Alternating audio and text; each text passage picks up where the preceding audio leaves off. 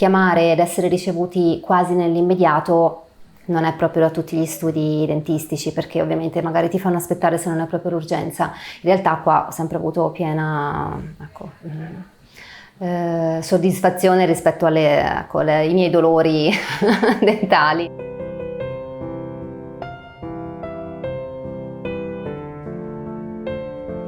Sono venuta qua perché avevo avuto un problema con una capsula che mi era stata appunto messa nella parte superiore e che mi faceva molto male, e l'odontoiatra precedente mi continuava a dire che era tutto a posto, ma io avevo un grande dolore e tramite il mio compagno, che era già paziente, sono approdata qua per farmi controllare. Io avevo anche un bruxismo molto accentuato, che avevo veramente i denti consumatissimi, questo mi portava a mal di schiena, cervicale, comunque a livello posturale ero storta, e in più a lungo andare avrei dovuto devitalizzare tutti i denti.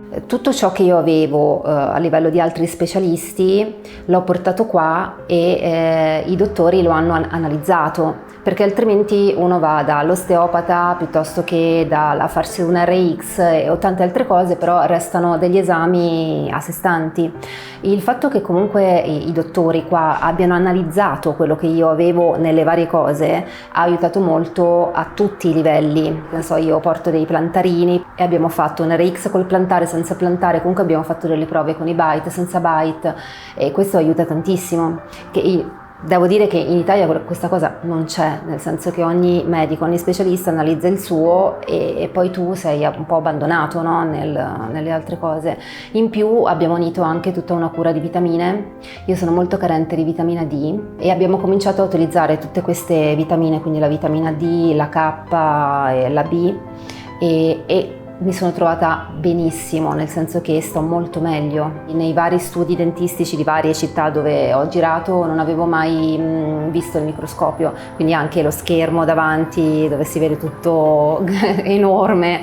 Mi piace vedere quello che mi stanno facendo, perché a volte la paura viene dal non vedere. Ho rimesso in sesto tutta la masticazione, che era completamente persa, era instabile, insomma mangiavo male, eccetera eccetera, e quindi adesso diciamo che siamo arrivati a un equilibrio abbastanza stabile.